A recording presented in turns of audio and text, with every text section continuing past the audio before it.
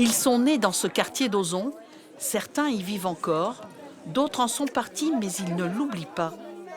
Les habitants ne supportent pas de voir un pan de leur vie disparaître et pourtant la liquidation judiciaire du centre social et culturel plane. Si on disparaît, aujourd'hui c'est la mort du quartier, c'est la mort du quartier. Donc c'est des jeunes aussi qui vont être dehors. Donc il y a un gros risque derrière de délinquance pour les jeunes. Il y a un risque aussi pour les enfants, notamment on va perdre le lien avec les écoles, le lien aussi avec les habitants, de pouvoir les accompagner au maximum. Pour les familles, c'est des familles qui vont être démunies. Et c'est ça le risque, c'est la mort du quartier, donc c'est l'abandon des habitants.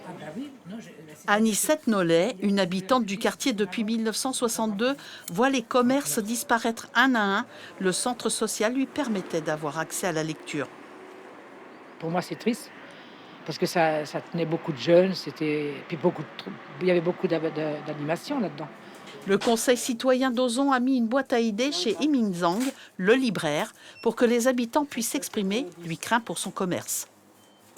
C'est dommage qu'un centre social et culturel qui se ferme alors qu'il y a des enfants, pas mal étant donné qu'on est dans un quartier populaire et il y a beaucoup d'enfants et surtout beaucoup d'étrangers qui habitent dans les alentours, qui ont besoin de ce service, cet centre social c'est la vie de quartier. Le centre social et culturel connaît des problèmes financiers depuis septembre 2022. Dans la semaine, le mandataire judiciaire et le collectif des habitants ont rendez-vous avec la municipalité de Châtellerault. Le 15 mai, le tribunal administratif de Poitiers doit rendre sa décision.